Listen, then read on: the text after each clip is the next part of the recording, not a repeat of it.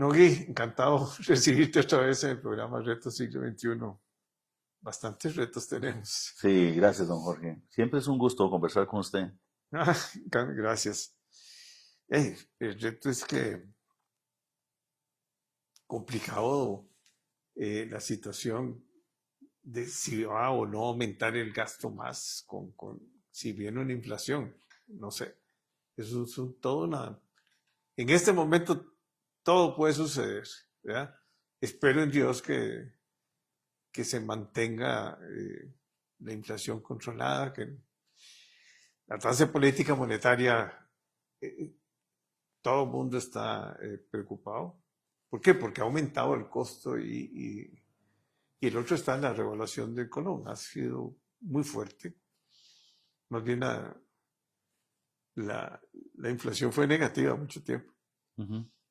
Eh, y eso afecta a un porcentaje muy alto de esa otra economía que es la economía como esta agrícola, la economía de la industria nacional también.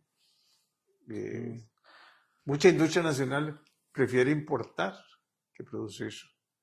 Y ahí yo conozco casos de esos que sí a uno le preocupa, porque como el caso que le estaba contando de las imprentas, digamos, que una imprenta cotiza trayéndolo hasta acá desde China a una tercera parte del valor de lo que cuesta aquí. Entonces, eso, no deja de preocuparme a mí porque hay Claro. un desbalance muy grande, o sea, Y, los costos internos son muy altos. y le voy a decir una cosa, también me preocupa a mí.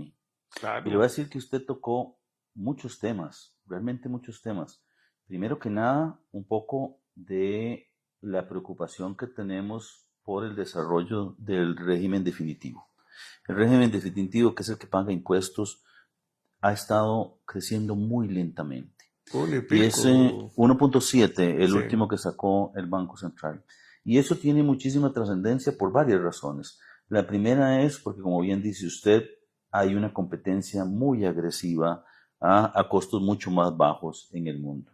Y esto tiene consecuencias. Lo segundo es que creo que nosotros no hemos sido lo suficientemente rápidos para adecuarnos a una apertura comercial que nos cayó de pronto. Y eso tiene trascendencia. El otro tema que tocó usted, que me parece muy importante, es la realidad del entorno. Yo creo que el entorno internacional es realmente difícil de poder leer. Hay una incertidumbre muy grande sobre cuáles van a ser las consecuencias. A ver, usted habló de la tasa de la Fed. Bueno, el costo del dinero tiene un impacto desde el punto de vista de las decisiones que tenemos que tomar en el país. Y ahí hay tres temas en los cuales nosotros nos vemos afectados. Número uno, un lento crecimiento en los Estados Unidos implica menos turistas en el mercado local y eso potencialmente puede tener un impacto desde el punto de vista del sector turismo y de la entrada de divisas. El segundo tema es hacia dónde van nuestras exportaciones. Una economía que crece muy lentamente demanda menos y eso va a tener un impacto desde el punto de vista del crecimiento de nuestra economía. Ya lo vemos en las proyecciones del Banco Central, que le redujo de un 4,2 a un 3,6 y eso tiene implicaciones. Y el tercer elemento, que tal vez es más importante, es la inversión extranjera directa.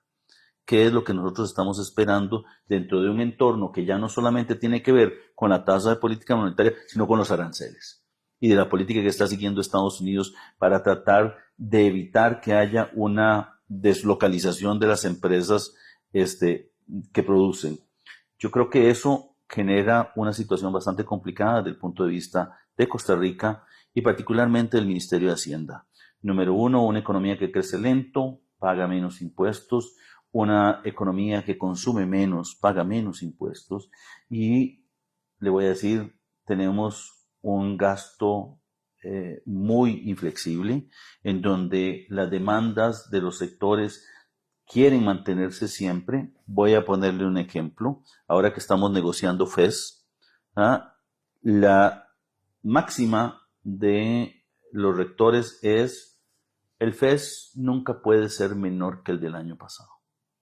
La pregunta es, ¿por qué no puede ser igual si la inflación es negativa?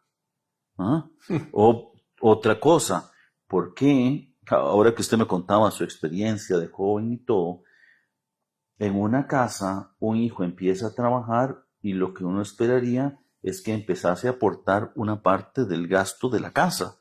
Bueno, las universidades tienen vínculo externo y nunca toman en consideración eso para poder negociar el FES.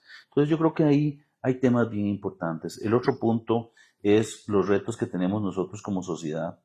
Aquí hablamos del tema de educación y la pregunta es, ¿educación para qué? ¿Qué tipo de educación necesitamos para ese siglo XXI que usted bien promueve? Realmente hay que empezar a discutir eso. Lo segundo es cómo vamos a distribuir nosotros la riqueza de este país cuando una parte importante de nuestra población está envejeciendo y de una manera acelerada. Y el tercer elemento es cómo vamos a crear riqueza en un entorno en donde nos falta innovación y desarrollo dentro de la producción del país. Yo creo que hay un tema realmente grave en los temas de crecimiento. Por eso, el Ministerio de Hacienda ha hecho cosas importantes. Y digo cosas importantes porque la estabilidad fiscal es un requisito sine qua non para el crecimiento. Si nosotros seguimos endeudándonos como veníamos en los últimos años, lo que vamos a hacer es que vamos a desaparecer el ahorro nacional y lo va a tener todo el gobierno y va a quedar muy poco para el sector productivo nacional. Pero no solamente eso, sino que las tasas de interés van a subir. Y yo creo que ahí este gobierno ha hecho un esfuerzo muy importante por reducir la relación deuda-PIB, ha generado superávit primarios, aunque nos critiquen por eso, y tenemos una estrategia de endeudamiento. Ahí yo creo que ha sido fundamental la posibilidad de ir al mercado internacional. Nosotros en este momento estamos en la Asamblea Legislativa con un proyecto de ley para trasladar las colocaciones que se tenían que hacer en 2024, 2025 y 2026. Y la conversación me ha generado muchísimo optimismo, porque una de las cosas que hemos discutido es la posibilidad de ampliar este plan de endeudamiento. ¿Y por qué ampliarlo? Porque, otra vez, si yo no dejo nada de ahorro nacional, no va a haber ahorro para que las empresas puedan invertir. Si yo me salgo del mercado local, pasan dos cosas buenas. Primero, las tasas de interés no suben y dejo espacio para ese financiamiento. Pero además, nosotros podemos tener vencimientos más largos.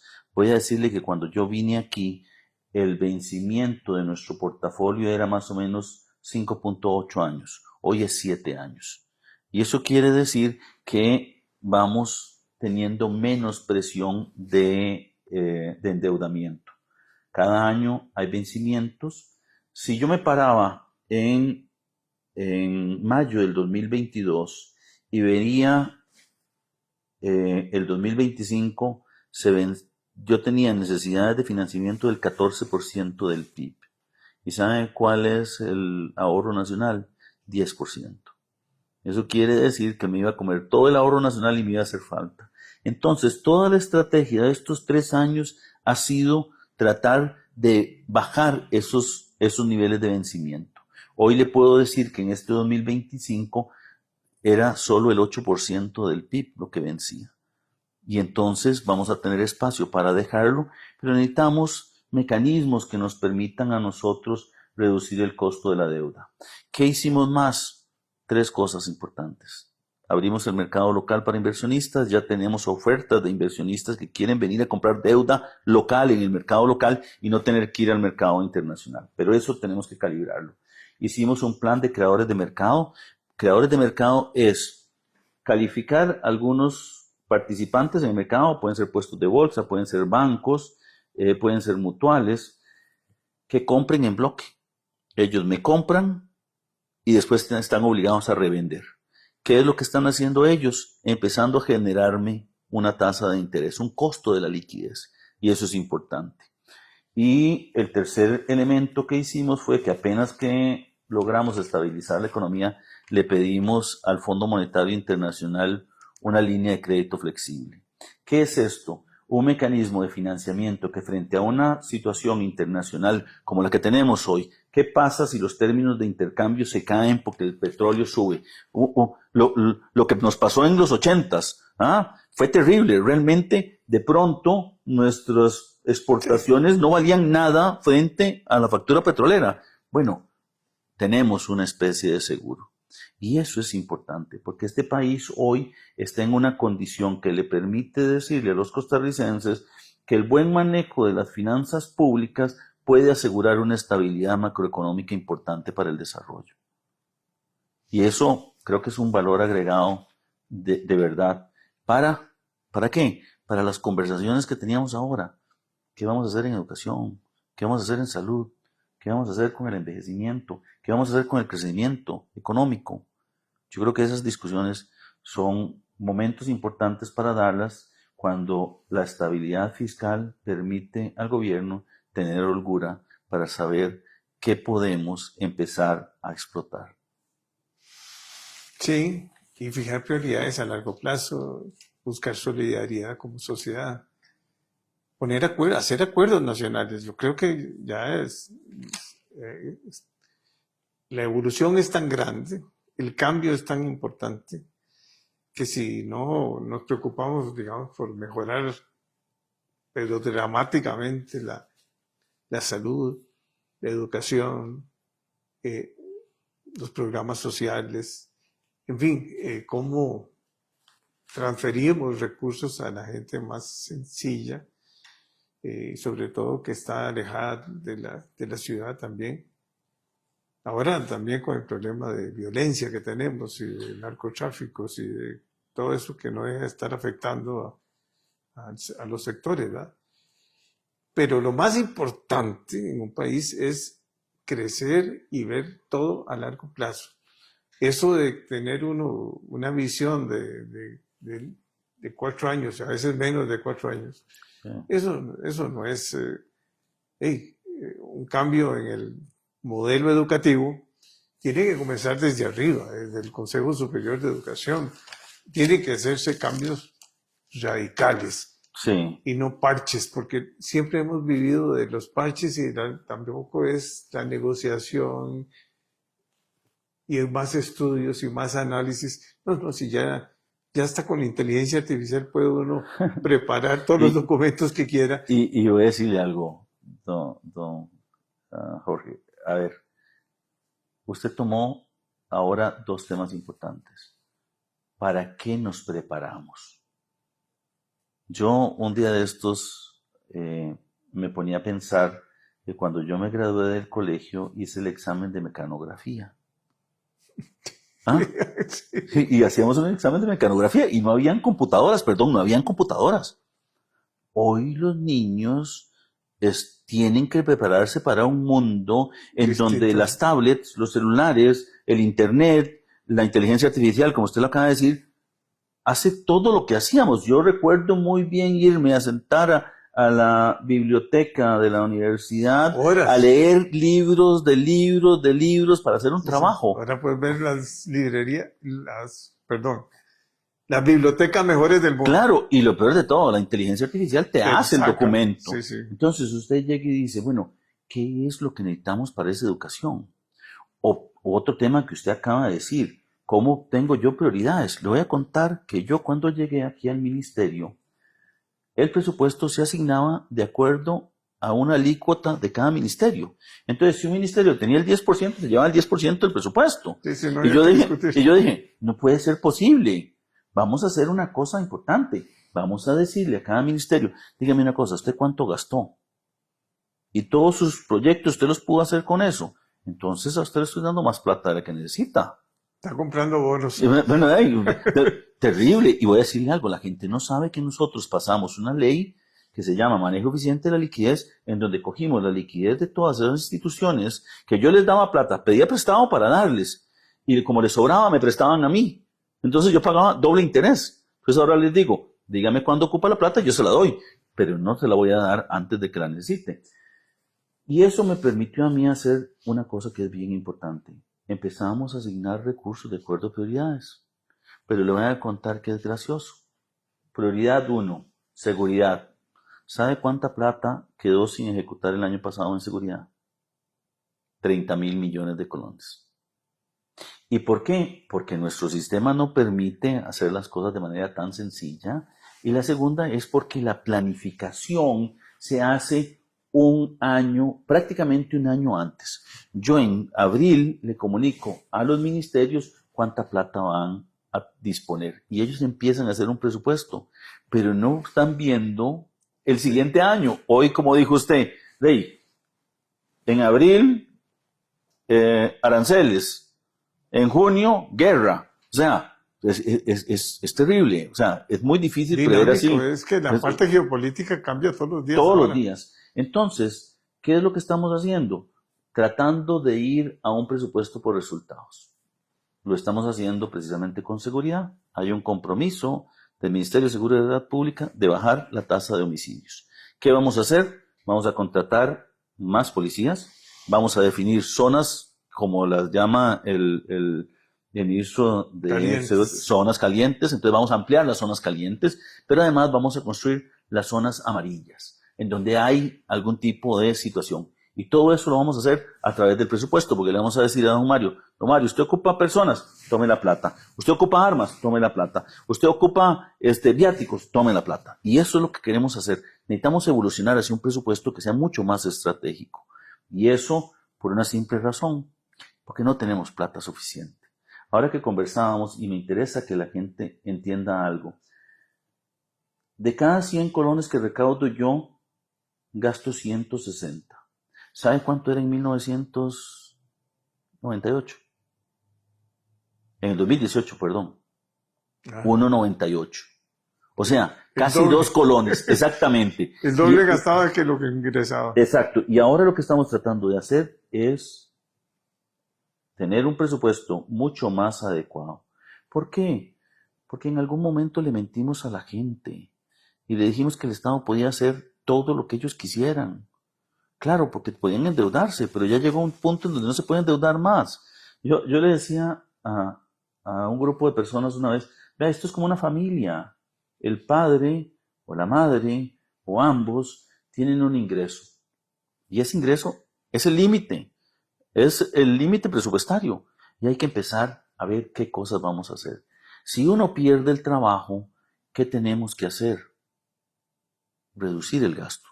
No podemos seguir con el mismo gasto, porque entonces lo que va a hacer el padre es conseguirse una tarjeta de crédito, endeudarse, y entonces ¿qué vamos a tener al final? Algo peor. No le va a alcanzar el salario de él para cubrir las necesidades y pagar las deudas. Bueno, el Estado casi llega a esa situación y hoy tenemos que visualizar que no puede volver a pasar. Yo recuerdo muy bien porque un amigo me contaba que a él le había ido muy mal con las tarjetas, que el papá le tuvo que ir a prestar la plata para hacer eso y él cortó las tarjetas enfrente del papá para no poderlo hacer. Bueno, nosotros tenemos que pensar en eso. Este país le va a tomar algunos años más que el gasto empiece a crecer con esa visión de desarrollo. Hoy tenemos esa visión que usted acaba de señalar. ¿Cómo le ayudamos a los grupos más vulnerables? Y eso le voy a contar. El DESAF este año va a llevar más de 800.000 millones de colones. Presupuesto 2026, más de 800.000 millones de colones. DESAF es el principal mecanismo que tenemos nosotros para ayudar a los más vulnerables. La pregunta es, ¿cómo somos más eficientes? Porque 800.000 millones de colones es muchísima plata. Hay que tener incidencia en la pobreza. No podemos seguir atrapados en un nivel de pobreza que prácticamente ronda el 20% por muchísimos años. Y se queda así hace Exacto. rato ya. Entonces la pregunta es, ¿cómo puede ser posible que invirtamos más y no avancemos? Y que tengamos una estabilidad en la inflación, tengamos una estabilidad en el crecimiento y no estemos generando una reducción importante de la pobreza. Yo creo que ahí hay algo que no está haciendo bien. Hay que crecer más la economía, pero además distribuir más, ser más justos. Exactamente. Hay que tener cuidado y hay que acabar con una serie de privilegios que tiene muchos sectores y mucha parte del gobierno. Yo Yo coincido con gozo porque usted. ahora, perdón, Sí, eh, voy a comenzar a hablar con los posibles candidatos. Algunos son posibles, otros ya más o menos están definidos. Pero les digo yo, bueno, pero vamos a ver, eh, usted requiere tantos recursos, ¿cuánto se le va en administración? Ah, que el proveedor, que esto, que el otro, que... Oye, uno estuvo ahí. El proveedor tenía que hacer un montón de papeles para ver si podía comprarle las llantas al carro. Otro era la contabilidad. Otra era la Contraloría, que había que tenerle un montón de informes. Otros eran los diputados que a cada rato pedían informes por por muchas todo. veces por fregar nada más, ¿verdad? Y entonces se llena uno de abogados, se llena uno de asesores, y esa estabilidad que da el sector público es terrible, ¿verdad? Sí. Porque nadie puede medirle la productividad a nadie. Eh, y pasa ya, no, pasa aquí y pasa en todo el En mundo, todo lado, ¿ah? la burocracia es muy difícil de La controlar. burocracia, pero es que es demasiado. O sea, por ejemplo, en educación es algo crítico, ¿ah? Es estructura tan grande para que llegue a... ¿Sabe qué me contaba el ministro de Educación? Que tenemos tanto problema con preescolar y ya no están llegando los niños a preescolar, que ahora va a prestarle las maestras de preescolar a los Sensinay Sí, para poder llegar y aprovecharlo. Bueno, es un poco eso lo que tenemos que empezar a hacer. Y usted tocó un punto muy, muy importante. Nosotros nunca hemos tenido una reforma del Estado real. no. Eh, por aquello tiempo de Codesa y todo fue que desarmamos un A sistema mí me tocó mucho eso. de Estado empresario. Sí, Pero el Estado como Estado, el servicio que presta, ya no lo sabemos. Yo, un día de estos, le voy a contar, el 4 de agosto lanzamos Tribu CR, que es la parte tributaria. Y le dije al director, quiero que cierre todas las direcciones regionales, como direcciones sí, regionales. con Quiero que computadoras, haga, sí, quiero que haga, todo virtual. digamos, como pequeñas oficinas de servicio en donde se le pueda dar información a los clientes y todo. Pero ¿para qué va a tener usted un gerente, un subgerente, un administrativo, un abogado, todo, cuando la tecnología permite que usted esté hoy conectado en todo el país? Usted puede hacer una reunión y estar toda la gente distribuida en todo el país y estar tomando decisiones.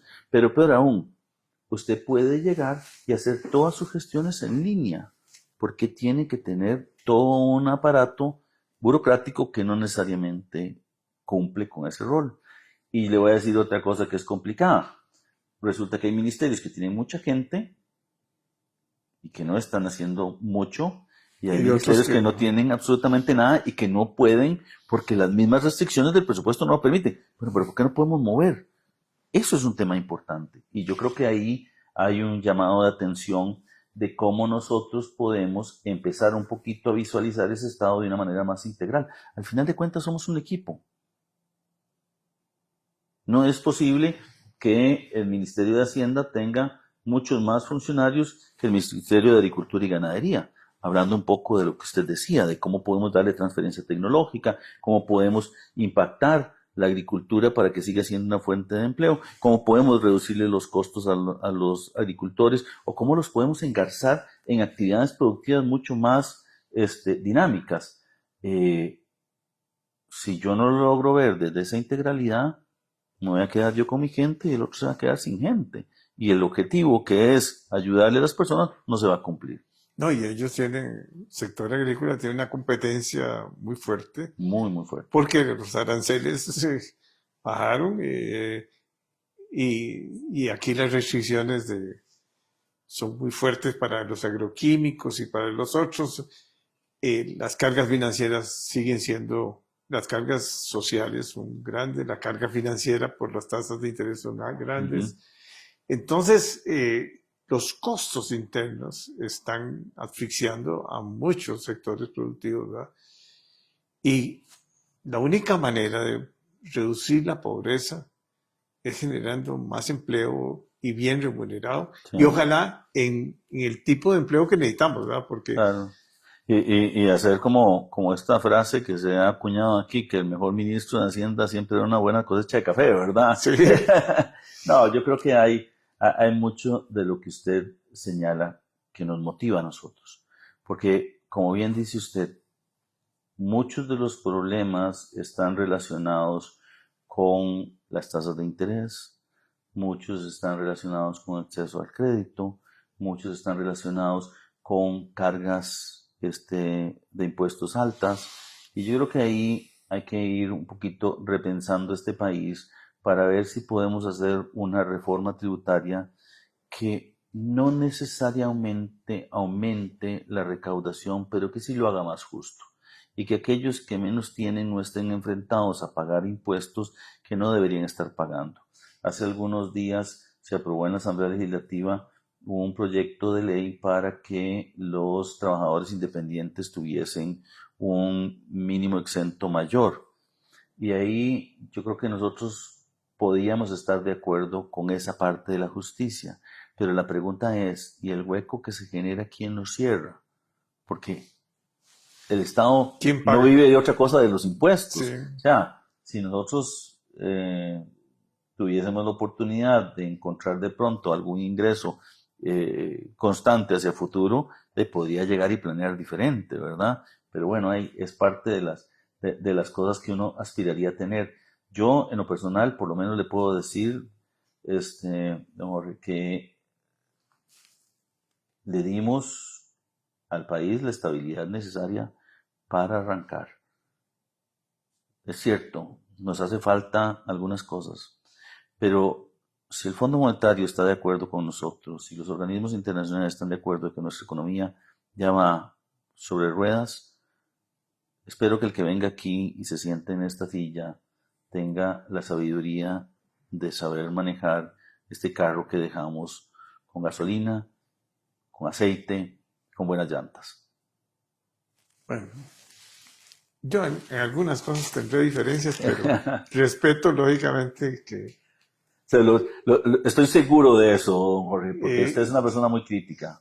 no, es que yo sí he profundizado mucho con todos los sectores y ahora, como te dije, o sea, estoy escribiendo 10 libros. Bueno, también gracias a la inteligencia artificial que uno puede también elaborar más rápido, pero eh, yo el que le digo a mis hijos, no les va a quedar nada, pero les va a quedar un legado. Es que hay que responsabilizarse. La juventud no quiere involucrarse en política y hay que involucrarse en política. Estoy completamente de acuerdo con usted. No puede ser que un muchacho diga, no, es que son un montón de corruptos, qué pereza, ¿por qué voy a votar? No. Es importante la educación cívica. O sea, a mí me enseñaron educación cívica.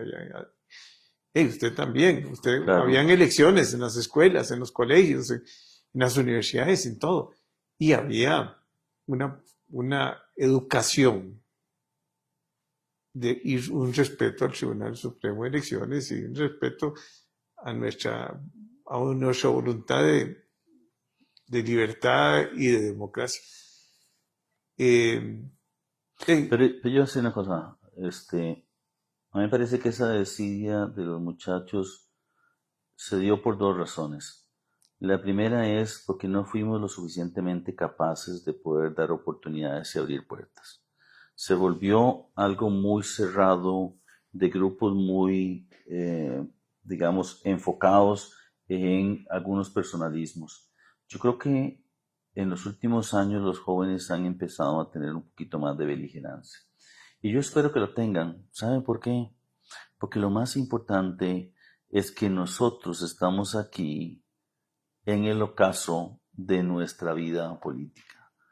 No debería ser así. Las personas que estén aquí deberían estar construyendo el país en el cual van a vivir. Yo le voy a comentar algo. La razón por la que yo decidí asumir esto es porque yo tengo 2 hijos. Y esos hijos van a vivir en este país. Y este país tiene que ser un país posible. y, ¿Por sus, qué? y sus nietos también. Espero que ellos estén ahí. Y digo esto porque dejamos de pensar en eso. Usted tocó un punto importante. Hace 70, 80 años pensábamos a 50 años plazo. Hace algunos años empezamos a pensar en 10, en 5, y hoy, como dijo usted, 4 es un horizonte muy largo, y yo creo que como país no podemos darnos ese lujo. Así que, de verdad, el esfuerzo que se ha hecho, por lo menos que yo he hecho, y quiero decir que yo estoy metido dentro de este gobierno de cabeza, es en la necesidad de darle oportunidad a las futuras generaciones. No podemos seguir diciéndole mentiras a los jóvenes de que el país va a estar mejor cuando lo hago a punta de deuda. Porque les voy a dar el pan de hoy, va a ser el hambre del mañana. Y no podemos seguir en eso.